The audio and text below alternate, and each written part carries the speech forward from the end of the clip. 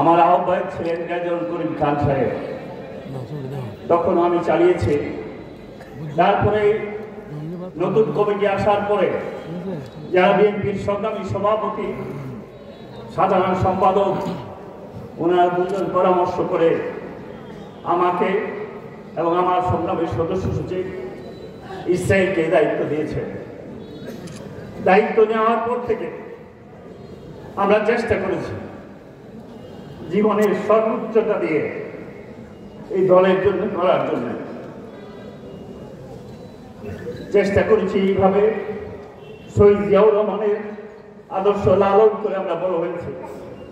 আজকের যিনি প্রধান অতিথি, আমার জীবনের সবচেয়ে স্মরণীয় দিক আমার এক প্রয়াত নেতা, যার হাত ধরে আমার ছাত্র রাজনীতিতে আসা ছিল, কেন্দ্রীয় সংসদের ইলিয়াস ভাইয়ের নেতৃত্বে আমার কেন্দ্রীয় সংসদে প্রথম প্রবেশ। আমি বিপি হয়ে যখন ঢাকা যাই, আমাকে ইলিয়াস ভাই ওনাকে চিনিয়ে দিলেন, বললেন ম্যাডামের সাথে সাক্ষাৎ করতে। সেই যে দেখা, যে আদর্শ লালন করে সেদিক থেকে বড় হয়েছে আজকে পর্যন্ত, এই আদর্শ লালন করে আজকে আহ্বায়কের সমাপ্তি টানতে যাচ্ছে। আমি গর্ববোধ করেছি যে আমাকে যারা বিএনপি নেতৃত্ব দেওয়ার পরে গত 17 বছরে 14 বছর আমি এই থানা কমিটির সাথে আমরা জড়িত ছিলাম। জীবনে একদিন, এক মুহূর্ত, এক সেকেন্ডের জন্য খুনি হাসিনার সাথে কোনো আপোষ করতে যায়নি। আপোষ না করাতে দিনের পর দিন রিমান্ডে ছিলাম, কত অত্যাচারিত হয়েছি, চোখ বেঁধে ঘরের মধ্যে ফেলে রাখা হয়েছে, নির্যাতন করে বলা হয়েছে যে রাজনীতি ছেড়ে দে।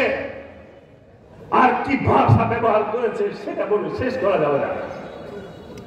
শুধু একটা কথাই বারবার মনে হয়েছে, আমাকে যারা বিশ্বাস করে এই দলের দায়িত্ব দিয়েছে, আমাকে যারা বিশ্বাস করে শহীদ জিয়াউর রহমানের আদর্শ লালন করতে বলেছে, আমাকে যারা বিশ্বাস করে সারা জীবন গণতন্ত্রের জন্য যেই মানুষটা আন্দোলন করেছেন, বেগম খালেদা জিয়ার মুক্তির নেতৃত্বের কথা বলেছেন, আমাকে যারা বিশ্বাস করে 7 সমুদ্র 13 নদীর ওই পারে বসে একটা মানুষ যেভাবে বাংলার 17 কোটি মানুষের মুক্তির আন্দোলন করছেন, যেভাবে আমার বিশ্বাস করেছে, আমি সেই বিশ্বাসকে ধরে রাখার জন্য আমার জীবন যদি যায় আমি সেটা দিতে প্রস্তুত আছি।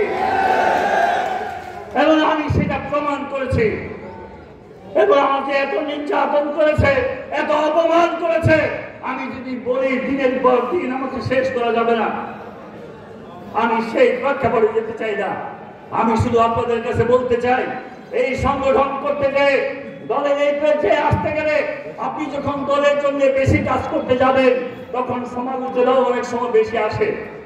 আমি আহ্বায়কের দায়িত্ব পালন করা অবস্থায় আমারও সব সঠিকভাবে সবকিছু করেছি সেটা আমি বলতে পারবো না।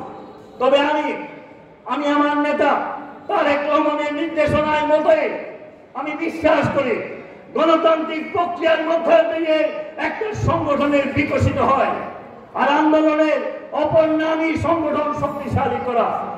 তাই আমরা 11টা ইউনিয়নে, প্রতিটা ওয়ার্ডে 111টা ওয়ার্ড, প্রতিটা ওয়ার্ডে আমরা কাউন্সিলের মধ্য দিয়ে ওয়ার্ড কমিটি করেছি।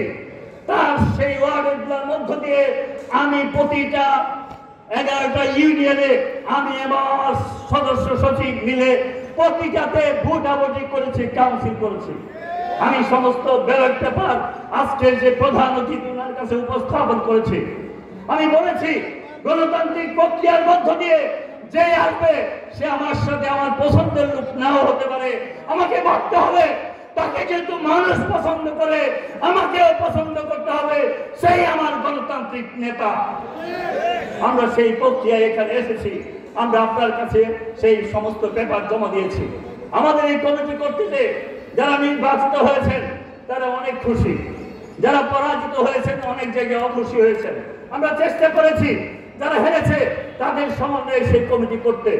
তারপরেও কোনো ভুল যদি হয়ে থাকে আমি আজকে তার জন্য ক্ষমা প্রার্থী। কমিটি হওয়ার পরে আপনারা যদি আমাকে আবার নির্বাচিত করেন, মনে করেন আমি দায়িত্বে থাকার জন্য, আমি সেই সংশোধনীগুলো এনে আমরা সেটা সংশোধন করে দেবো ইনশাআল্লাহ। এখানে বক্তৃতায় অনেকে বলেছে আমাদের এই কমিটিগুলোতে অনেক অনুপ্রবেশকারী নাকি কয়েকজন এসেছে, অনেকে বলেছেন অনুপ্রবেশকারী এসেছেন। আমি সম্মানিত প্রধান অতিথি এবং আমাদের সম্মানী সভাপতিকে দৃষ্টি আকর্ষণ করে বলতে চাই, কমিটিতে ৭১ জন ১০১ সদস্য কমিটি হয়েছে, ৭৮৮ জন কাউন্সিলর। আমরা চেষ্টা করেছি সব দেখে দেখে করতে। হাসিনার এত অত্যাচার, এত নির্যাতন এদেশে হয়েছে। আমার অনেক কর্মী মনের অজান্তে অনেক সময় অনেক কিছু করেছে, কিংবা ইচ্ছাকৃতভাবে কেউ যদি আওয়ামী লীগের দালালি কিংবা কিছু করে থাকে, আপনাদের কাছে আমি কথা দিয়ে গেলাম, আপনারা প্রমাণ দিন।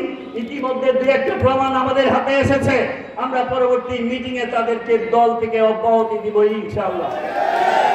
গত উপজেলা নির্বাচনে আমাদের ইচ্ছার বিরুদ্ধে অনেক ভাইকে, যাদের সহযোগিতার সাথীদেরকে নিয়ে অনেক দিন আন্দোলন করেছি, অনেক সংগ্রাম করেছি, তাদেরকেও আমাদের দল থেকে কেন্দ্রীয় নির্দেশনার কারণে অনেককে বহিষ্কার, অনেককে শোকজ করতে হয়েছে।